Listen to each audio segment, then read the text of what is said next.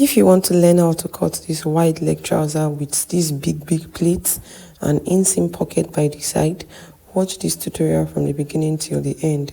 This is actually a jumpsuit. I made this as a jumpsuit, but in this tutorial I'll be teaching you how to cut it as a trouser. So if you're interested in learning how to cut this kind of free trouser, watch this tutorial from the beginning till the end. My name is Pallazo. In case it's the first time you're coming across my channel, and you're welcome. Please don't forget to subscribe in case it's your first time here. To all my returning subscribers, you're welcome as well. Thank you so much for always stopping by to watch my videos. Here are the basic measurements you need to measure before you can cut.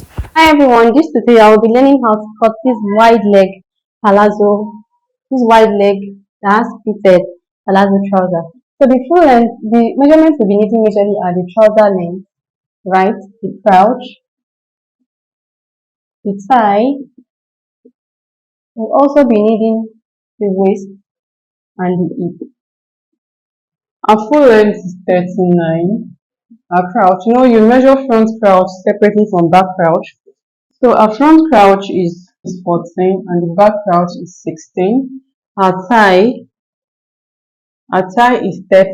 This is for the inner thigh, 30. Then our waist is 40 and our hip is 46. We are working with these measurements. Now, I already measured the length. This is length 39. This is where length 39 stops. I'll advise that you always have 3 inches to the length of your trouser.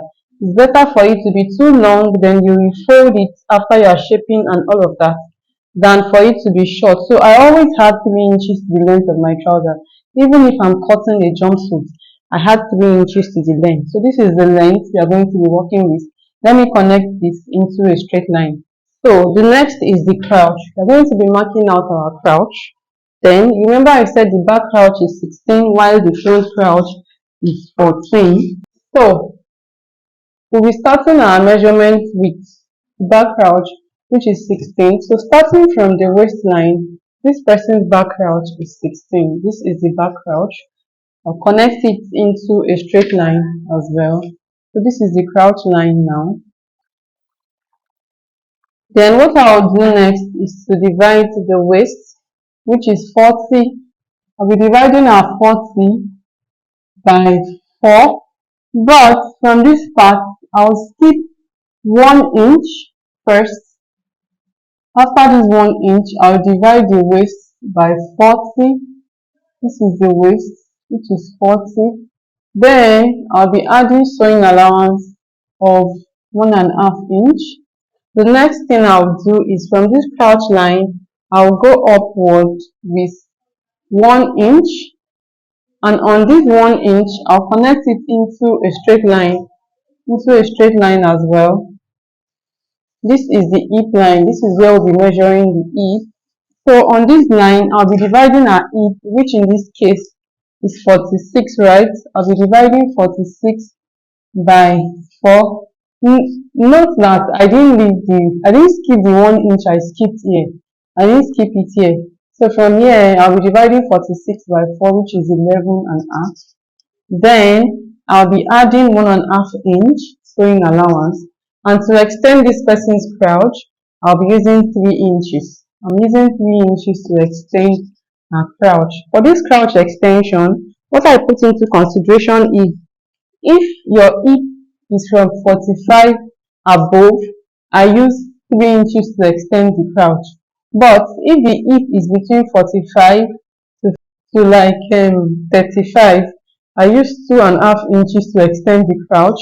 But if the hip is between like 32 to 35 and the person is an adult, there are some adults with hip 32, 33, 35, right?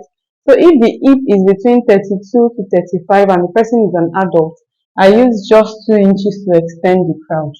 Now what I'll do is, this is the actual measurement, sewing allowance, crouch extension. So what I'll do next is I'll be connecting sewing allowance to sewing allowance first. Remember, this is sewing allowance and this is actual measurement. So sewing allowance to sewing allowance first.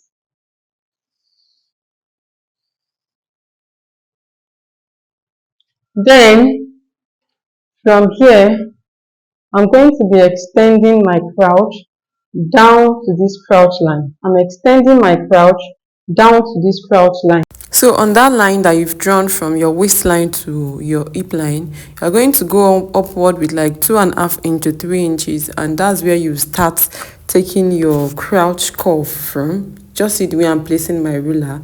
Then you are going to take your crouch curve down to your crouch line. You will not be stopping it on your hip line. You will take it down to your crouch line. It's just that you make sure that it's stopping on that 3 inches that you've used as your crouch extension. You know, whatever you've used as your crouch extension, you make sure it's stopping. Look at where my crouch extension is stopping. It's directly below that 3 inches, which is the crouch extension that I've done on my hip line. So what you will do next is to measure the thigh. For this thigh, you're going to be using the inner thigh, like the thigh closest to the crouch. And from that crouch line, you go downward with 1.5 inch. That point is your thigh. You'll be taking your thigh measurement on that point. So you're going to be dividing thigh by 2, not by 4 like you've been dividing the waistline and the hip. Then thigh divided by 2 plus sewing allowance of 1.5 inch. You can as well use 1 inch for a sewing allowance. You can use 2 inches. It depends on how much allowance that you want inside your trouser. So I divided my thigh by 2, and then I added 1.5 inch sewing allowance. After this, the next thing I did was to determine how wide I want the down of my trouser to be. In this case, I just deducted 3 inches from my inner thigh, then I divided it by 2, and I added 1.5 inch sewing allowance. Then I connected this point together. You know, you're going to be doing that around the whole length of your trouser. So I connected the crouch to the thigh, then to the width of my trouser. When I say width of my trouser, I mean the leg of my, like the full length, the wideness around the full length. That's what I'm trying to say. So after this, you move to this side of your trouser. That's the waistline you're going to be connecting the waistline to the hip, just like I did. And I hope you still remember the style of the trouser that we are cutting. It's a very free trouser with even pleating. So for the drafting, this is it. I removed this from my board. I cut it out from my board, and then I placed it on my fabric. Now, for this fabric, I did times 2 over hip. And this depends on how wide, like how many pleating you want on your trouser and how wide you want the pleating to be. I want mine to be as wide as possible. That's why I used times 2 over hip for the front and for the back in total. So this person's hip is 46. I used 46 times 2 for the front and for the back. So if you are trying to cut a trouser or a jumpsuit as wide as this, you need a lot of fabric. Just have that at the back of your mind.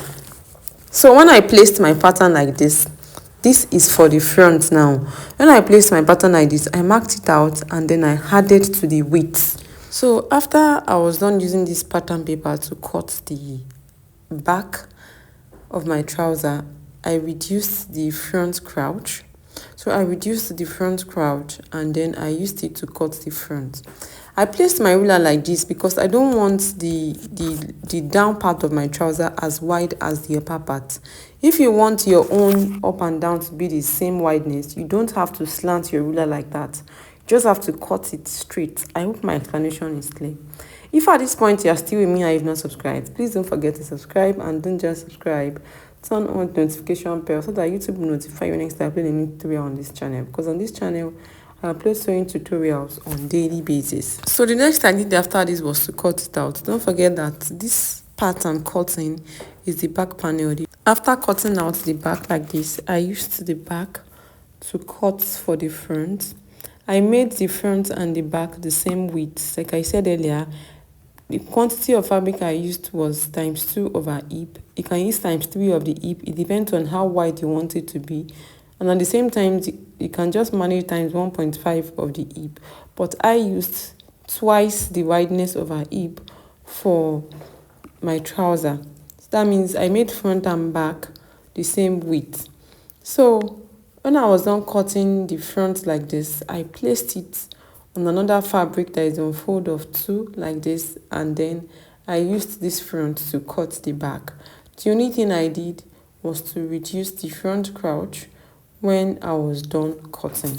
Another secret that you have to know when you are cutting trouser is to get that trouser with perfect fit. It's not only the crouch you reduce at the upper part. I mean, it's not only at the upper part that you reduce the crouch, even at the front like this. You're going to reduce the front crouch from the back crouch with like 1 inch, even at the front. It's not only at the up.